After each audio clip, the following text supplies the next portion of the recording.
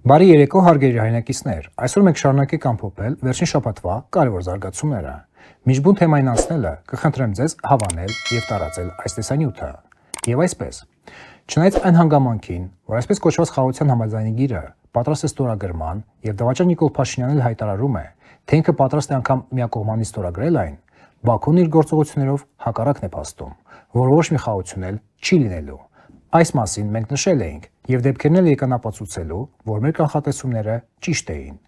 Մեր իրավունքներից հրաժարվելով եւ Հայաստանի անկախությունը վտանգի տակ դնելով, Նիկոլ Փաշինյանը կատարում է թշնամական կողմի բոլոր պահանջները, հայտարարում, որ ցանկացած պահի պատրաստ է ստորագրությունը դնել տխրահարճակ այդ փաստաթղթի տակ,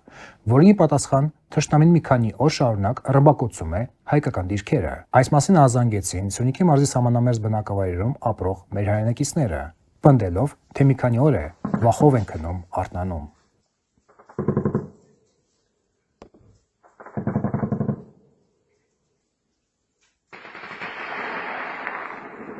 Սյունիքի մարզ տեղ համայնքի Խնածախ եւ Խոզնավար գյուղերում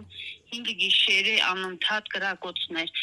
Ժամը 10:20-ին սկսում են մինչև առավոտվա 5:30։ Ժողովուրդը խուճապի մեջ են։ Գյուղի վրայով կարմիր հետ փամփուշտներն են անցնում, ժողովուրդը վախեցած վիճակում է։ Գյուղի ուղությամբ է կրակոցները, ինչ որ տներ, օդ են կրակում։ Տներին չէ, երևի սարերին վախեցնելու համար, միգուցե նաև մի օր էլ տներին, որպեսզի մարդիկ թողնեն դուրս գան երևի գյուղից, գիշերը արդեն սարսափի մեջ է։ Ու տարբեր տեսակի կրկաներով, զենքերով են կրակում, բարձր ձայներ, բարձր դմբոցներ, ավտոմատի կրակոցներ, չգիտեք։ Հայաստանի պաշտպանության նախարարության կոչված Նիկոլինկից կառույցը օրեր շարունակ դավադրաբար հանցավոր կերպով լռում էր եւ միայն սահմանամերձ գյուղերի բնակիչների ահազանգից եւ համացանցում կրակոցների մասին վկայող տեսանյութերի հրապարակումից հետո հանդես եկավ մի անհեթեթ բարձաբամամբ։ Ըստ Սուրեն Պապիկյանի, կրակոցները այո կան, բայց դրանք Հայաստանի ուղղությամբ չեն։ Սա ինչ է, եթե ոչ հերթական դավաճանությունը հայ ժողովրդի նկատմամբ։ Ինչպես տեսնում եք, խաղաղության մասին որևէ խոսք անգամ չի կարող գնալ, ինչքան էլ որ դավաճանների խմբակը շարունակում է համոզել Հայաստանի հանրությանը, որ պատերազմը անցյալում է, առջևում միայն խաղաղության դարաշրջանն է հարևանների հետ։ Թշնամին իր գործողություններով հակառակն է ապացուցում ամեն օր։ Ի դեպ, այս դեպքերին անդրադարձել է ԱԺԲ անդամ Գևորգ Սաֆարյանը իր սոցիալական էջում գրելով. 5 օր է Սյունիքի վրա կրակում են, սակայն պետական մարմինները լուռ են եւ ամեն կերպ փորձում են լրացնել ցանկացած մարդու, ով բարձրաձայնում է խնդրի մասին։ Հանրությանը խաղաղության երազական պատկերացումներով քննեցնելու եւ իրականությունը կոծկելու հետևանքը լինելու է մի նոր ցեղասպանություն։ Այս իշխանությունները ամեն օր սպառում են մեր գոյության հնարավորությունները։ Տեսեք, թե ինչ է կարծում այս մասին Հայաստանի քաղաքացի։ Եկուց մենք չգիտենք Հայաստանը ինչ վիճակում կլինի։ Կրակոցներ կան արդեն 5 օրից։ Ամեն տեղ էլ կան։ Մենակ մի տեղ չի, ես շատ տեղեր գիտեմ որ կան, բայց թաքցնում են։ Բոլոր ղեկավարությունը թաքցնում է, պաշտպանության նախարարից վերնած, որ կրակոցներ չկա, ոչ մի բան չկա, լրիվ սահմանները խախանդ է, բայց դա այդ ձև չի։ Ինչն է պատճառը, ինչ է կարծում, ինչու են թաքցնում։ Իրանց համար։ Չէ, միգուցե խաղաղության հետ իրենց Ոչ մի խաղաղության պայմանագիր այսօր Ալիևը չի ստորագրում։ Նրա միակ մի նպատակն է Զանգեզուրը։ Իսկ Զանգեզուրն էլ եթե չի տալացվում, նա պայմանագիր չի կնքի կյանքում։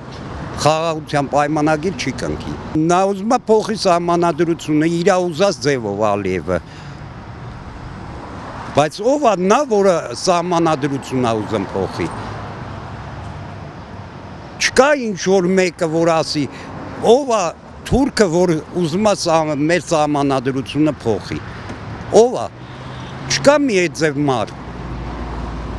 չկա, որտև չեք տեսնում, հա։ Չեք տեսնում, որտև այսօր սաղել իրանց փողերի մասին են մտածում, չկա այդ ձև մարդ, մեր լավ հերոսներին իրանց ձեռով կործանեցին, որ այսօր իրանք այդ խաղերը խաղային։ Վերջին զարգացումները փաստում են, որ թշնամին ոչ միայն չի ստորագրելու խաղաղության պայմանագրի կոչված թղթի կտորը, այլ Սյունիքի վրա հարձակման նպատակ ունի։ ու բոլորովին էլ պատահական չէր։ Հենց այս օրերին Հայաստանում Ֆրանսիայի արտակարգ եւ լիազոր դեսպանի այցը Սյունիքի մարզ։ Դա աջակցություն էր այնտեղ ապրող մեր հայրենակիցներին եւ ապտակ թե Բաքվի, թե Երևանի հանցավոր ռեժիմներին։ Իդեպ այցի ընթացքում դեսպանը եղել է Սյունիքի մարզի տարբեր բնակավայրերում, այդ թվում Տաթևի վանական համալիրում, Գորիսում, Արավուսում, Կապանում եւ Մեղրիում։ Սա էլ ի պատասխան այն հարցադրումներին, թե որտեղ է Արևմուտքը, եւ սա հաշվի առնելով այն հանգամանքը, որ Հայաստանի եւ Ֆրանսիայի միջև չկան ռազմավարական դաշնակցային հարաբերություններ։ Հետաքրքիր է, իսկ ինչ կլիներ, եթե մեր հարաբերությունները լինեին այդ մակարդակում։ Այս շաբաթ պաշտոնական այցով Երևանում էր Իրանի արտաքին գործերի նախարար Աբբաս Արաղչին, ով եւս հաստատեց, որ էսկալացիայի բարձրացման վտանգ կա տարածաշրջանում, բայց եւս մեկ անգամ ազդակղեց Բաքվին, հայտարարելով, որ յուրաքանչյուր համանային փոփոխություն անընդունելի է Իրանի համար։ Արդյոք սա կզսպի Ալիևի նկարտումներին, ցույց կտա ժամանակը։ Մենք գտնում ենք, որ խնդիրները տարածաշրջանում պետք է լուծվեն երկխոսության եւ նաեւ դիվանագիտության միջոցով եւ դեմ ենք ցանկացած ռազմական քայլի տարածայնությունները տարածաշրջանում լուծելու։ Մեկ կարևոր հանգամանք եւս Իրանի արտաքին գործերի նախարարի Հայաստանի այցի մասին պատմող տեսանյութում տեսանկարված է նաեւ Արարատը, ինչից հրաժարվել է Նիկոլի հանցագործ թիմը։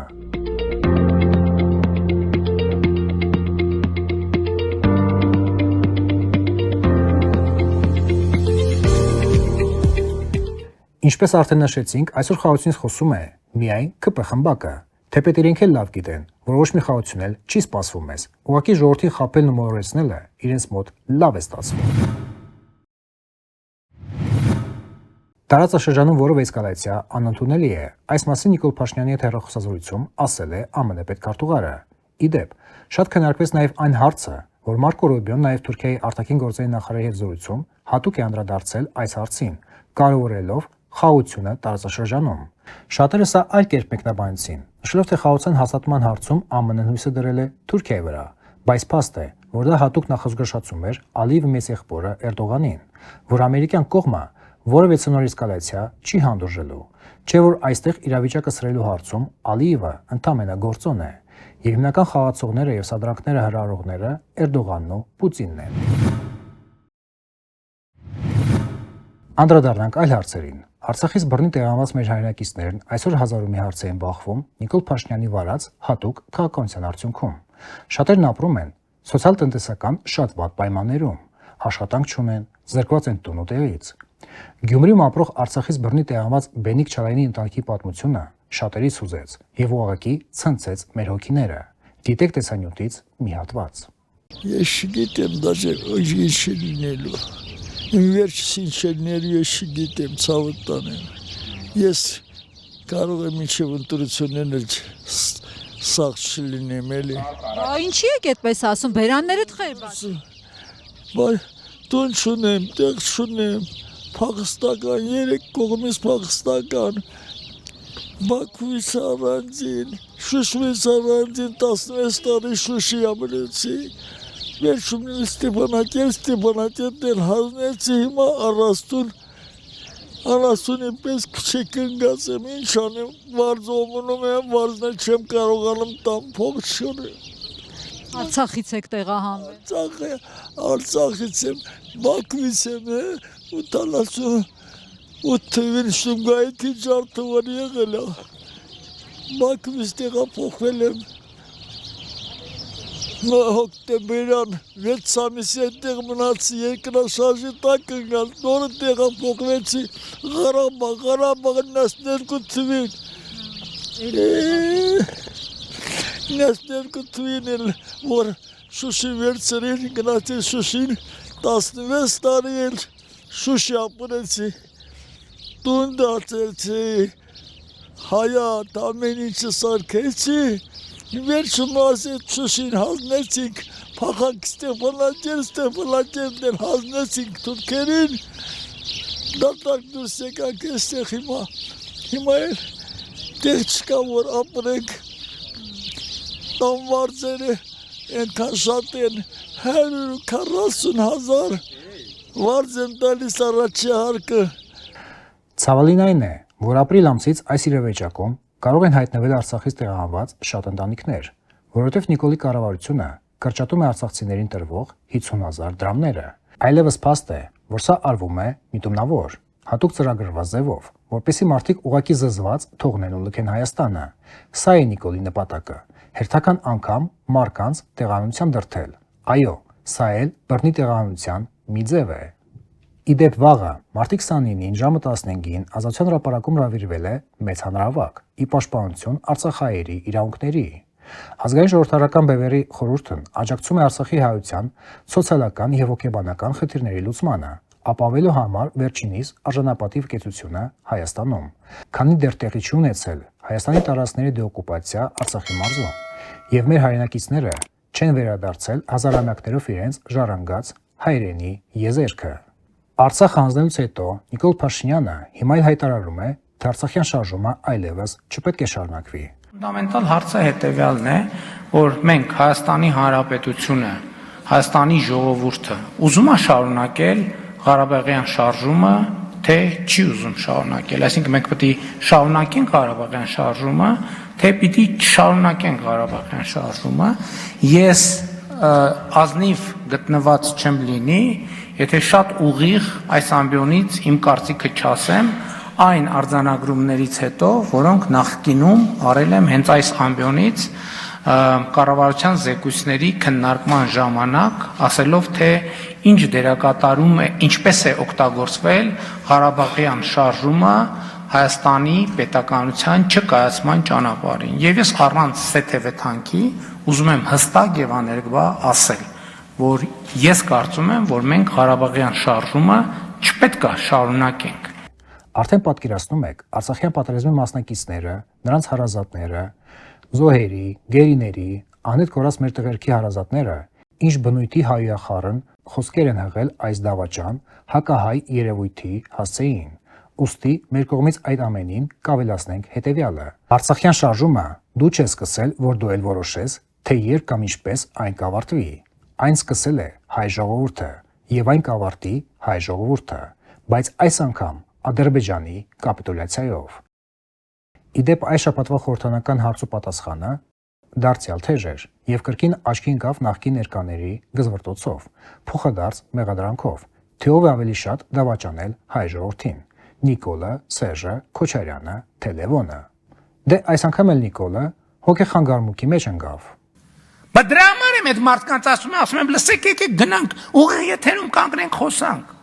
Իրեք հատ մտքի տիտանը ասում են, ես այսօր գործ ունեմ, ես այսօր բան, այն մեկն ասում է, մեկ բոլորը ասում են բան, բոլորն ասում են, մենք իր հետ բանավիճելու բան չունենք։ Հետո իրանց երեխեքին, թորներին, ծորներին, խնամիներին, բանին, հարսներին, բաջանաղներին խրգում են ասուլիսներ տալու, գնացեք, արա, եթե բան չկա բանավիճելու, վեր ընկեք տեղները, ձեններդ կտրեք։ Եթե բանավիճում եք, եկեք խոսանք։ Ես ասում եմ, ես ձեզ հետ չեմ բանավիճի, ես ձեզ հետ պատերով կտամ, եւ այդտեղի ձեր քաղաքական դիակի մնացորդները դուրս կհանեն, իրեքիդ էլ վերաբերվում է, հերիքան ներվերներիս հետ խաղակ։ Ես ձեզ ոտի տակ կտամ, ոչ թե ձեզ հետ կբանավիճեմ։ Անդրադառնանք միջազգային կարևոր զարգացումներին։ Այս շաբաթ եւս տեղի ունեցան բանակցություններ ԱՄՆ-ի եւ Ռուսաստանի, ԱՄՆ-ի Ուկրաինայի միջև։ Այս շաբաթ բանակցությունների կիզակետում եղել է Սևծովում անվտանգ նավարկությունը, ուժի կիրառման բացառումը եւ առևտրային նավերի օգտագործման Սևծովում ռազմական նպատակով կանխումը։ Նույն ինքը Տրամփը,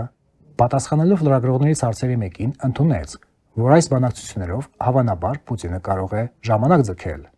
Ներկա պահին Տրամփը նշաձող է դրել շոշափելի արդյունք արձանագրել մինչև ապրիլի 20-ը, երբ ամբողջ քրիստոնեական աշխարհը այս տարի նշելու է Սուրբ Զատիկը, կստացվի դա իրեն թե ոչ, եւ Պուտինը կհաջողի ժամանակ ձգել, կապրենք, կտեսնենք։ Թուրքիայի տարբեր խոշոր քաղաքներում շարունակվում են մեծ բողոքի ալիքներ։ Ստամբուլում մարտի 24-ի գիշերը ոստիկանությունը բռնությամբ ցրել է զանգվածային ցույցը, օգտագործելով ջրցան մեքենաներ, արդյունաբեր գազ եւ ռետինե փամփուշտներ։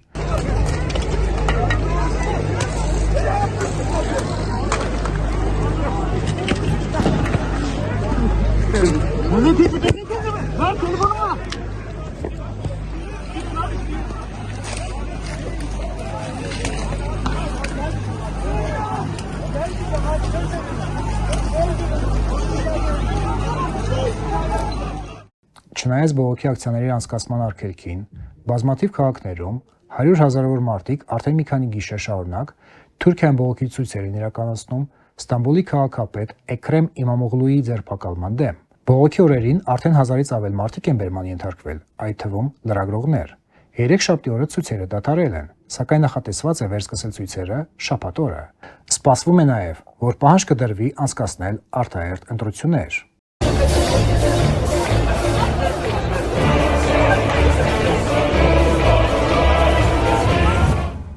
Սիրելի հայրենակիցներ, այսօր այսքանը։ Սպասում ենք ձեր անաչառ գնահատականները այս հաղորդմանը։ Մինչ նոր հանդիպում։